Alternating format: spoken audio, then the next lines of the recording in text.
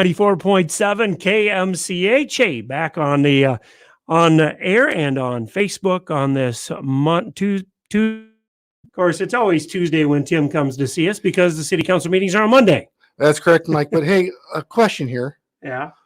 When did cameras come into play here? We're moving into the new technology, man. I see that, but these cameras need to be fine-tuned just a little bit because they add 5 pounds, and it's all focused on my face right now.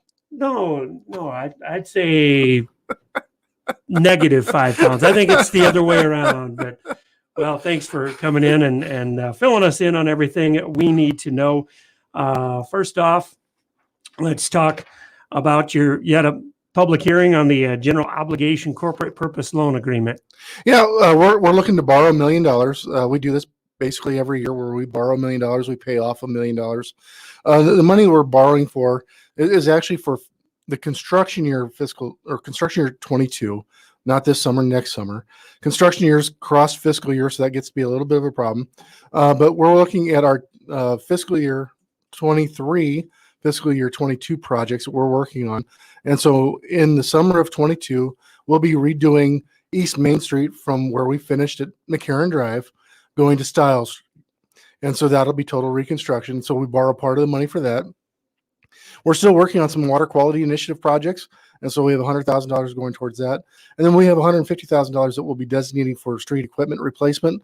We will have another public hearing on that because that language did get amended in the publication and we need to get that put back in there. So we will not borrow more than $1 million according to this public hearing, but that's what the money's getting broke down for. Street construction, water quality initiative, and then street improvements or street equipment.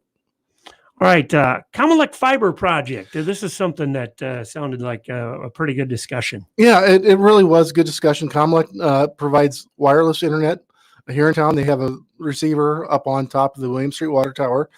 So we have a number of and outside of town that are getting their internet service through Comelec via their wireless. Because they already have fiber at the tower to provide that service to those people via wireless, they are looking at running fiber to the home. And so they're starting to look at a segment of town where they can do this initial trial run at.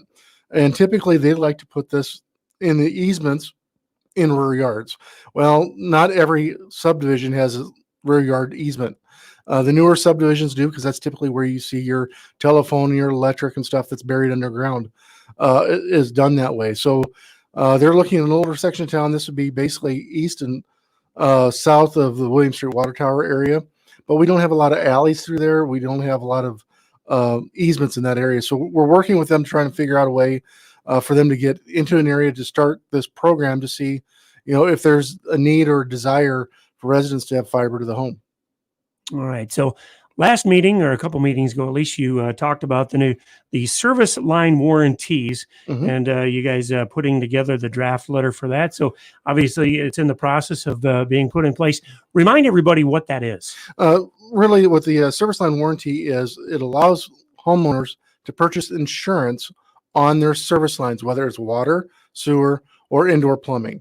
And what that does is it covers the cost if they should have a curb stop that's leaking or service line fails.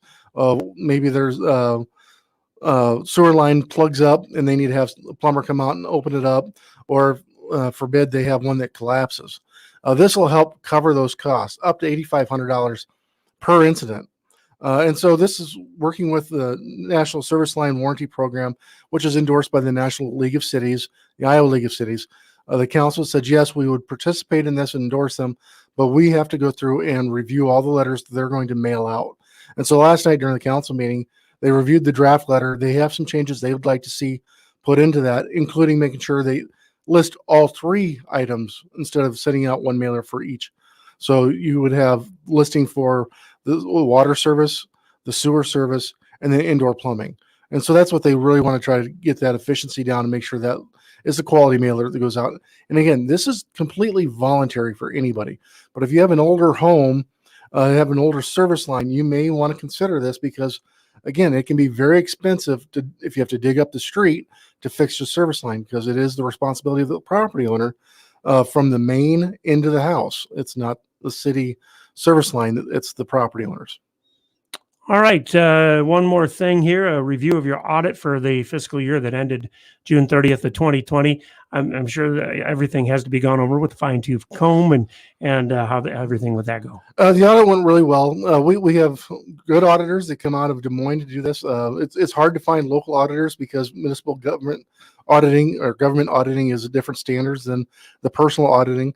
Really very happy with the way they were able to come in, spend the time to review what we've done, provide us some notes and things they'd like to see us address. We're getting those addressed and handled. But all in all, the audit went very well.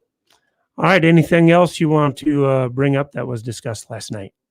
No, I think that pretty much handles everything. All right. Manchester City Manager Tim Vick with a recap of last night's Manchester City Council meeting. And again, thank you so much to Bill Thomas of Farm Bureau Financial Services for sponsoring our Guest of the Day segment.